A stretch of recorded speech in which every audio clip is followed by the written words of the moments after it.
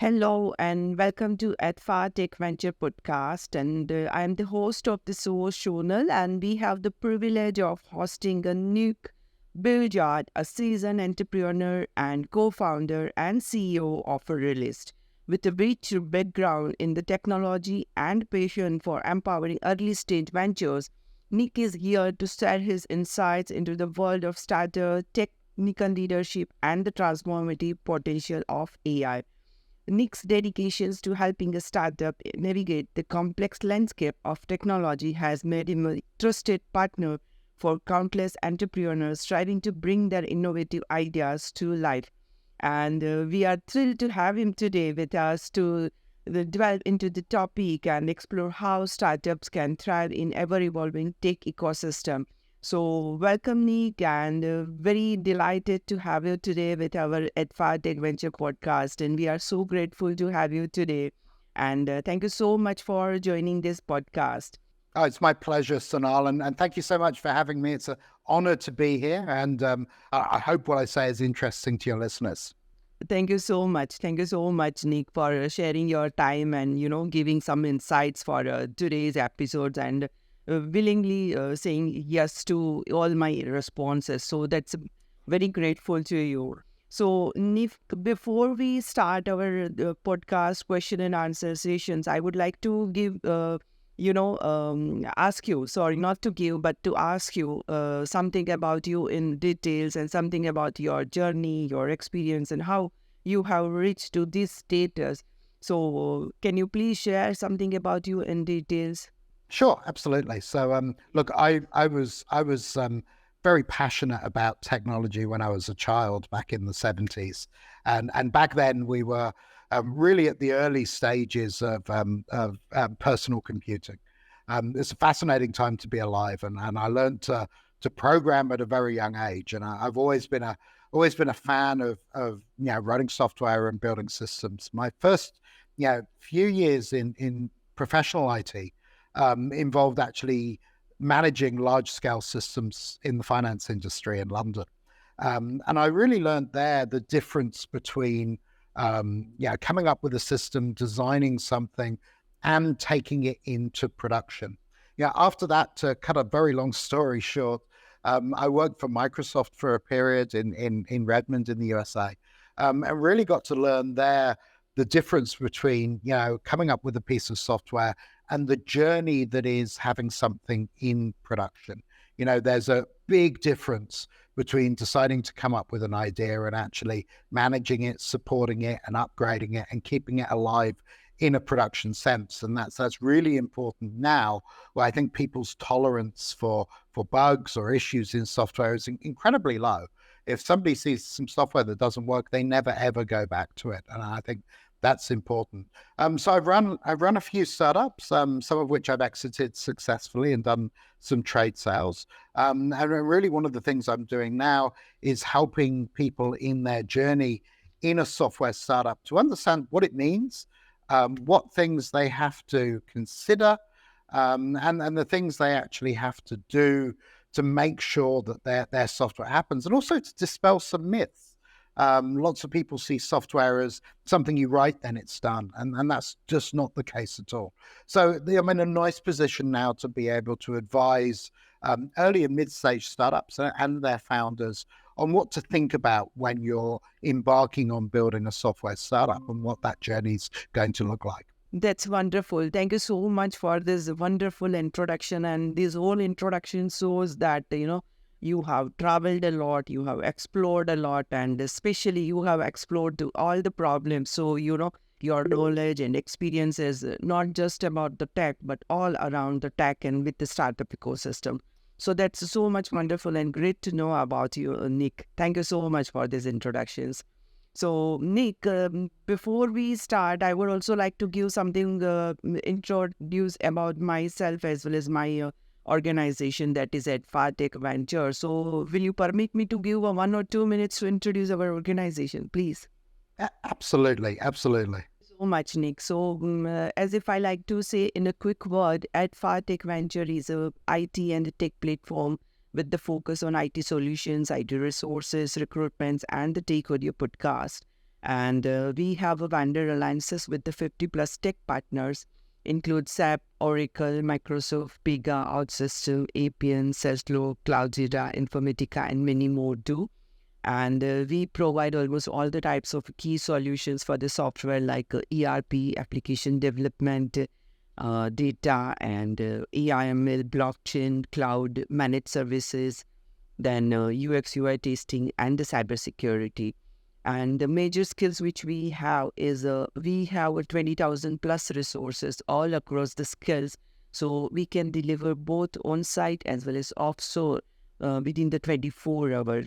So that is the major capability we have.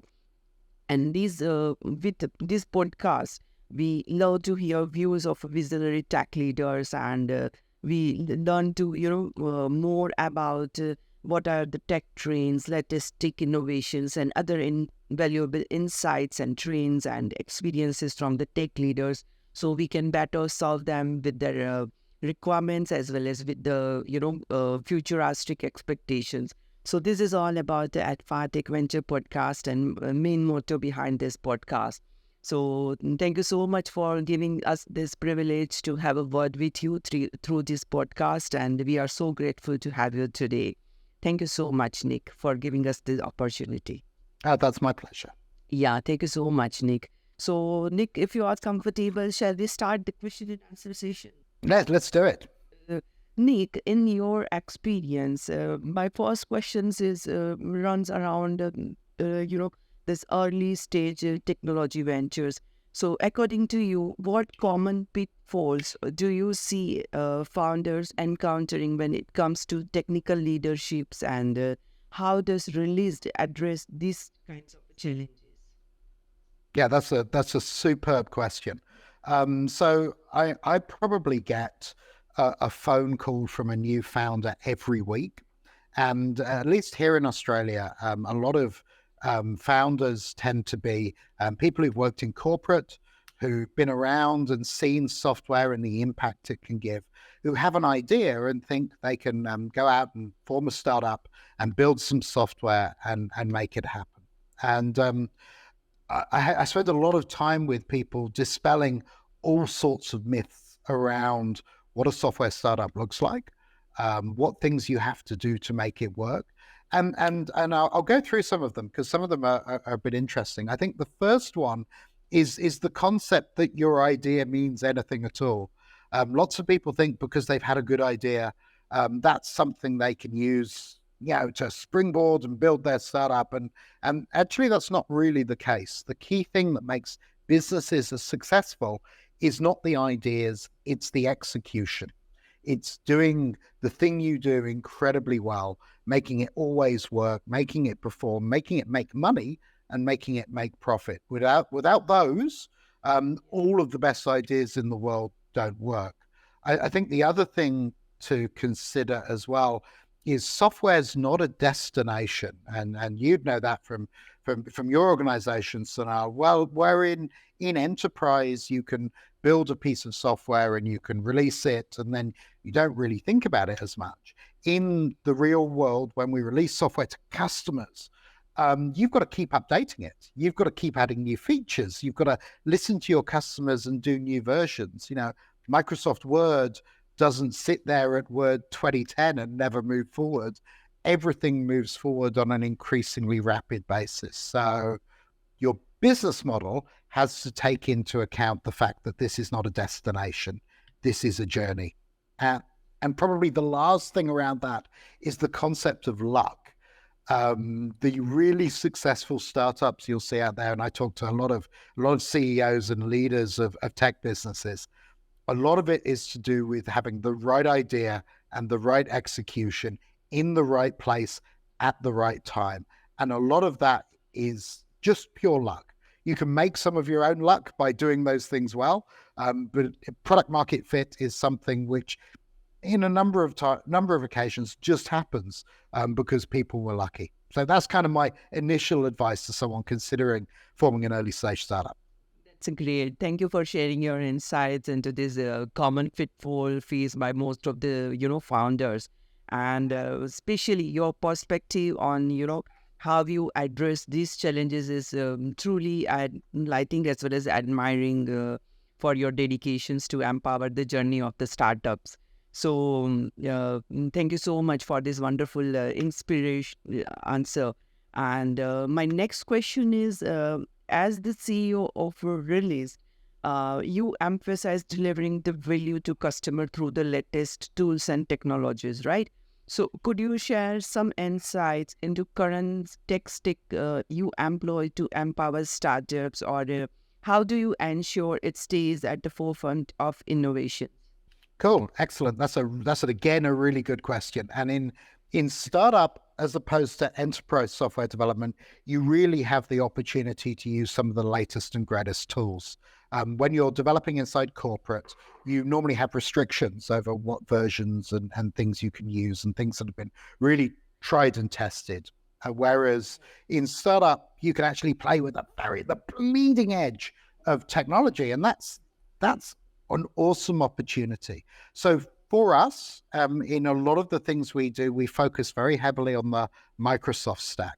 And the reason we do that is A, I know it very well, but B, there's a lot of checks and balances in that stack that allow us to make sure that our code's of the highest quality possible before we ship it.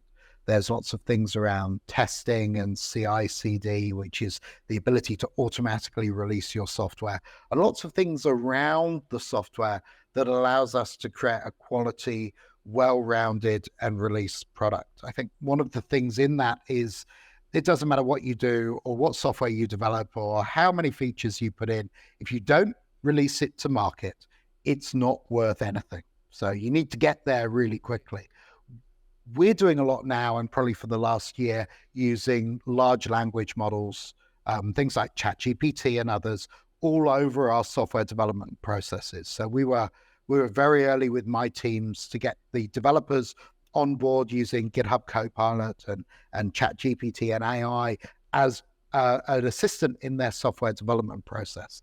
That's been incredibly effective. We've seen things like an improvement in code quality, an improvement in code commenting, the ability to release more faster has really come together with that. So I think, using a really solid stack to develop, and I don't necessarily care whether people use React or React Native or Node or other stacks. But for us, we find that the strong typing and the structure of C# and the .NET infrastructure, plus the fact it's totally cross-platform, means we can be really efficient and deliver great code. But if you add to that some of the advancements in AI that we've seen over the last 18 months, I think, with a small team, you can move mountains now that 3 years ago you really couldn't. Yes. So that all shows your commitments to, staying at the forefront of technological advancement, and these all are very commendable and reflects your dedications to delivering value to startups. So that's the best answer you have given, and staying this also that you are stays innovative as well as very much technical updations in line with your work. So now, Nick, as you had said already, that AI is also the hot topic in the tech today. So my next question is, how do you see AI impacting the landscapes of early age ventures, and what opportunities do you believe it presents for the startups? Wow, that's a really good question as well, Sonal. And so there's two sides to this. The first side is kind of whatever you're building, AI is going to help you build it quicker and faster. It won't build it for you. I've not seen an AI yet that can take a complex set of requirements and that kind of human interaction and turn it into software. That doesn't exist. But to help you get things quicker, it's there and it's demonstrable and it works very well. But the other side of it is, if you're building technology for customers, you're building product using AI can be amazing as well. I think I kind of describe it like this. When the iPhone first came out, the big thing, and if you remember back to when it first came out, it was really quite interesting. There was no app store when the iPhone was first released. there were almost no apps for it, but people really flocked to the platform. And I believe the reason they did that was because of the human-computer interface, that touch experience, that rotating it and it instantly changed from portrait to landscape. The swiping and touching was so natural that anybody could use those devices. And I think that in large part is one of the big successes of that platform. I think the same is true with ChatGPT. So the reason ChatGPT went from nothing to 100 million users in 3 weeks, I think was the number, was because the application they released, ChatGPT, changed the human-computer interface. And if you think about it, now not only can anyone communicate with an AI just by using natural language, but anybody can use it to communicate with anybody else in any language they wish. So one of the oft-maligned things that people don't talk about with things like large language models is their ability to translate really well between languages, which opens up the opportunity for global commerce that really we struggled with before. So if you put that together, there's two opportunities. One, to speed up and streamline your development, and B, to embed it in your products to deliver better and more innovative products to your customers. So kind of both sides is where I see AI play. That's great. That's great. And thank you for highlighting the impact of AI on the, all the kinds of startup ecosystems and the opportunity it presents. And especially I admire your forward-thinking approach in guiding the startups toward leveraging the AI effectively, and especially the examples that you have shared is definitely going to touch to each and every listeners. Thank you so much, Nick, for these wonderful answers. And now as we are discussing about the future technologies, my next question is about the future only. So what emerging technologies do you anticipate that will shape the trajectory of released and the startups you work with? Uh-huh. So how are you preparing to integrate all these new technologies into your offerings? So that's a really good question. I will say, Sonal, I don't have a great reputation of good predictions, but I'll try. So you can predict anything and it won't work. I think someone once said, we do everything through blockchain, and that hasn't quite happened. So um, I think there's more and more talk around what they're calling artificial general intelligence, which is a step forward from where we are with GPT-4 Turbo. I'm not sure whether we're going to see that in the near term. I think it will come, but I think there's a huge set of opportunities around the periphery of AI. There's lots of things happening that AI is good at, and lots of things it's bad at, and lots of risks and things. And I think where there's risk, there's opportunity to build stuff.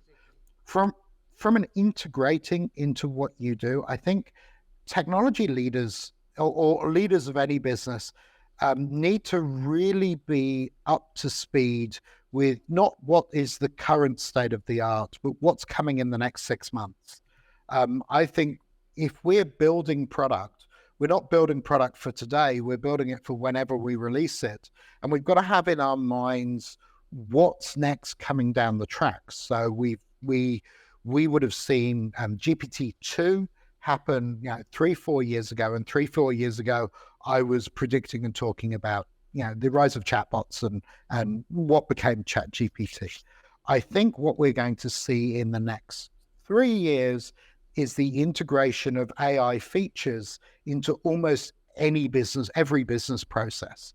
And if you think, software is just a way to automate business processes. So I think we're going to see more and more AI appear. But before I scare everybody and say AI is taking your jobs, I don't think it is. I think somebody put it really well, and they said we've gone the wrong way with AI. We don't want AI creating art and poetry. We want AI doing the washing up and cleaning the kitchen, so we can focus on the art and poetry. So that's a funny twist on it, and I think there's lots of shaking out to do. But I think if you want to look for where opportunity is, when we have governments providing more and more regulation around AI and its technologies. Where there's regulation, there's always opportunity to build systems. And so those are places where there's going to be opportunities to build solutions to this that's going to make the next billionaires in the tech industry. So integrating with it is the whole thing is keeping up to date. I'll read maybe a book's worth of new information every couple of days about what's happening, just to make sure in my head I understand what's going on and not fall behind. It's quite easy to fall behind in this. So it's moving, keep up with it, and off we go. It's really exciting. Your wonderful foresights into the emerging technologies that are, not just shaping the release, but the whole industry or the tech that you people are, nurturing as well as giving to follow to your customers and the projects that you are working with. So your strategic vision as well as adaptability, this all reflects your commitments to staying ahead of the curve. And that's the success of the starter system that you are working with. So my next question goes to the next revolutions of the technology. So as the demand for, specialized skill is also constantly shifting from one tech to another tech. So what specific skills do you foresee being in high demand for the startups in the near future? Whether it could be technical expertise, whether it could be non-technical skills. Yeah, so I think it's really fascinating having, and I've been in the industry now for a fairly long time, at least 30 years. And the change I've seen over that period is really always focused on user experience. The experience that the end user has with your software is absolutely key. It can't be at the expense of your software working. The software has to work, but that's almost a given now. That's a ticket to the game. If you're going to focus on what skills do I hire, you obviously need great developers. Don't ever hire anything except great developers. It doesn't get you very far. But people who understand not just user interface, how it looks, but the whole experience. There's an enormous art in understanding how people will interact with your software. And I think going back to one of the comments I said before about ChatGPT and the iPhone, they were so successful because of that tectonic shift in user experience they gave. So, we're still sitting here. I'm sitting here in front of my laptop with a keyboard, mouse, and bits and pieces. That form factor hasn't changed since the 80s. That experience, I think, will change. And that's where someone's going to be really successful with either a vision or audio or another way of human-computer interface. But between now and then, it's all about that experience. If somebody uses your software and has a great experience, they're going to use it again and recommend it to others. If even something's slightly off, they'll say things like it's clunky, it's jarry, it doesn't work properly. Really hard to diagnose, but that's the key. User experience, I think, is the key trick for any software, whether it's enterprise, commercial, or end user. That's exactly the best holistic approach.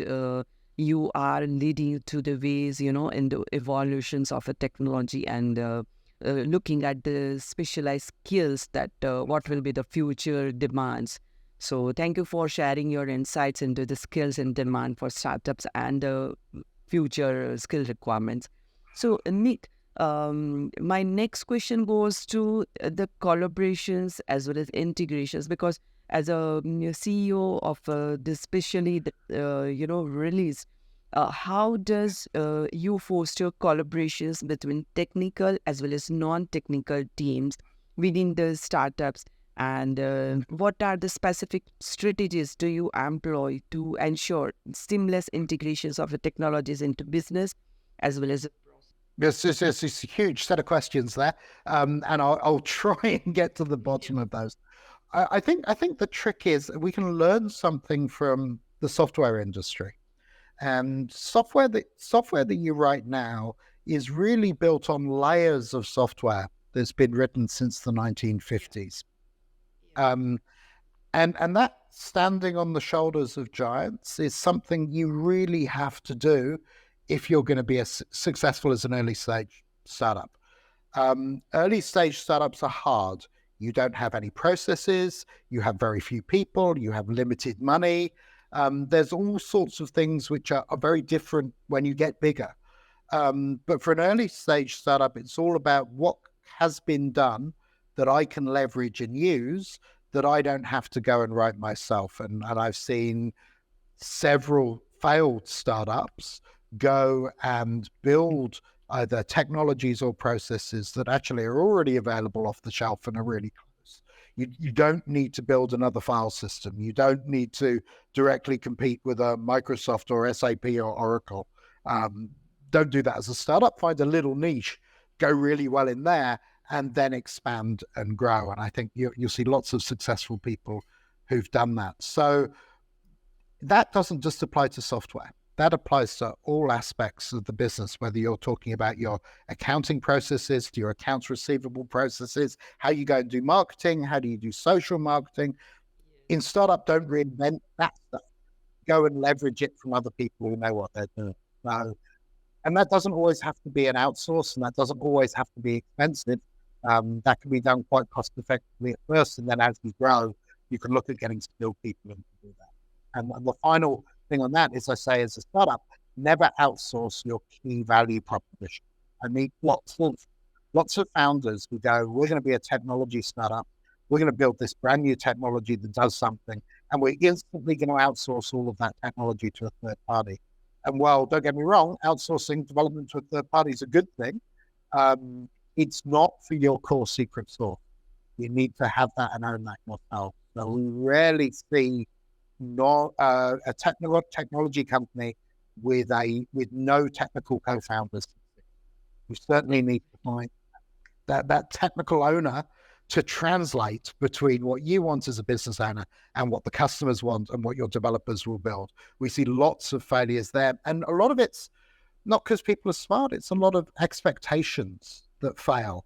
When you're not technical, there's lots of, building a technology product involves knowing lots and lots and lots of things. It takes years to be good at it. It's not something you could pick up in 5 minutes by reading a book, and you'd be surprised at some of the answers. I'd always recommend, if you're building tech, you need a strong technology co-founder who's bought into the vision, who thinks it's a really cool thing to build, and has a proven track record or capability of doing it. That's shows your, as a CEO, the commitments to create and support cohesive environment for both the startup system, that which are technical and non-technical teams. You integrate and understand the importance of teamwork in driving the success of startups. So that's the best answer you have given me today, Nick, about managing the skills as well as managing the startup ecosystems in line with the tech skills as well as the non-tech skills. So that's the best thing I have heard today and this special this topic. So thank you, Nick, for wonderful shares and all about these responses.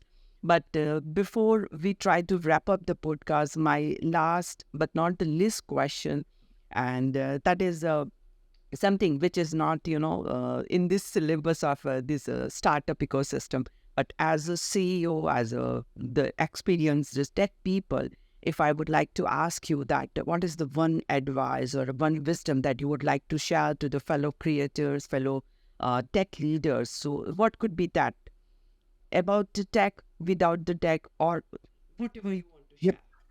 Okay, so it's the key. I think it's the key piece of advice.